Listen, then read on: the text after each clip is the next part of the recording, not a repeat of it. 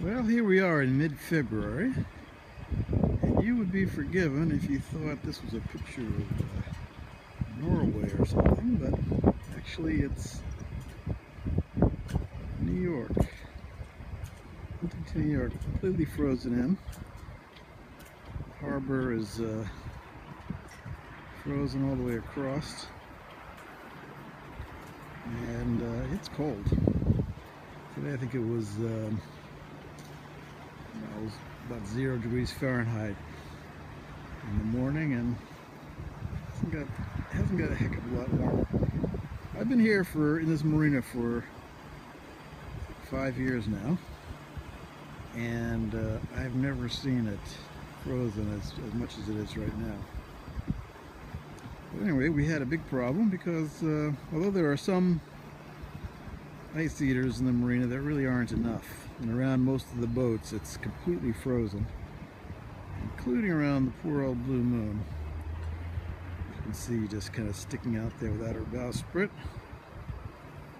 The blue bow there, right in the middle of the screen. Got the bowsprit home to replace. And she's in just about the worst spot.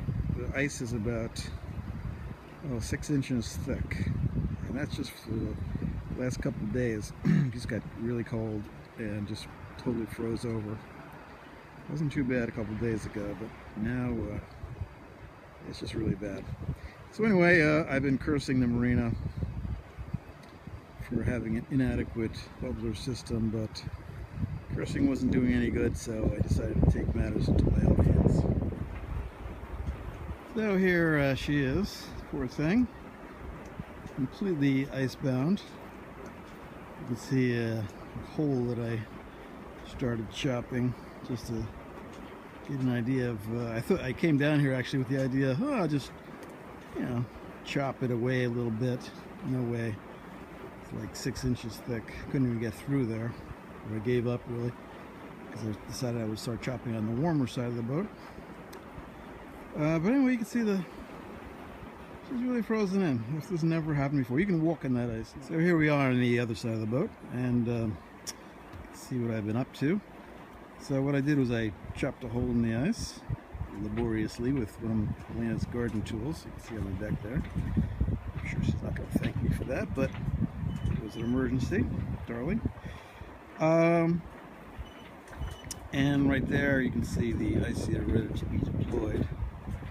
It's basically just a motor, a cage around it to keep the debris out, and kind of a fan. And it's rather valuable, so I decided to put a chain on it just to make it a little more difficult for people to take. Not that I expect anybody to take it, but just to deter them. And the couple ropes. Normally you're supposed to sling these between two points to kind of balance it out, but I just have one hole, so for the moment I'm just going to lower it down, and then later on tomorrow maybe I'll come back and hopefully the ice will be gone and I'll be able to deploy it in a little more strategic manner. But right now I'm just going to lower it into this hole here and see what happens. Alright,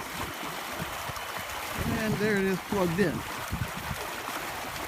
And you can see it's just gushing up out of that hole, spreading out all over the place. So, of course the water is much warmer. It's about 4 feet below the water right now. So, below the ice. So, that water is, it's not freezing anyway. So I expect that tomorrow morning this whole area around here will be completely defrosted. At least I'm hoping it will be. Okay, so here we are the next day, and you can see that has made a tremendous amount of difference. As a matter of fact, it's helped my neighbor more than it's helped me. He's almost completely... It's kind of ironic. Yeah, he's kind of completely ice-free, and I'm still working on it. So today I kind of readjusted it a bit. Actually, I considered moving it onto the other side, but the ice was so thick I couldn't bash through it with the only tool that I have left. So I decided to just lower it. So what I did was I took my homemade lead line and measured the depth because I didn't want it the ice eater to be sitting on the ground or in the mud at low tide. So right now it's about 15 foot deep in the slip, and there's about 7 feet of tide left. So that gives me a good 8 feet at low tide. So I put the ice eater at 6 feet down, which is 2 feet below the keel, and that should keep it well off the mud even at low tide. And I'm hoping that some of the warm water will get up on the other side of the boat, at least enough to get her. Well, she is free at this point. She's floating in water all around, but the ice on this side is still very thick. You can see I tried to dig a hole there, and I got down to about 10 inches, and I still didn't see any bottom, so I gave up. But yeah, she's floating, and you can see I'm pretty sure that by tomorrow at least the dock will be free. And at that point I think I might move the ice eater onto the dock, and that'll kind of disperse the water on both sides evenly, and I think probably is the best thing, mainly because that's what I see everybody else doing. There's an ice eater right there, and it is keeping three and a half slips open, completely open, and this one is fairly the ones on either side are fairly open as well. That one has another ice eater on the other side of it. It's a cute little boat, by the way. But anyway, so I think if I have it on the dock and get all the ice out of here, then the ice eater will keep it clear. You can see it's snowing again. This is what it does pretty much every day. We live in the Arctic.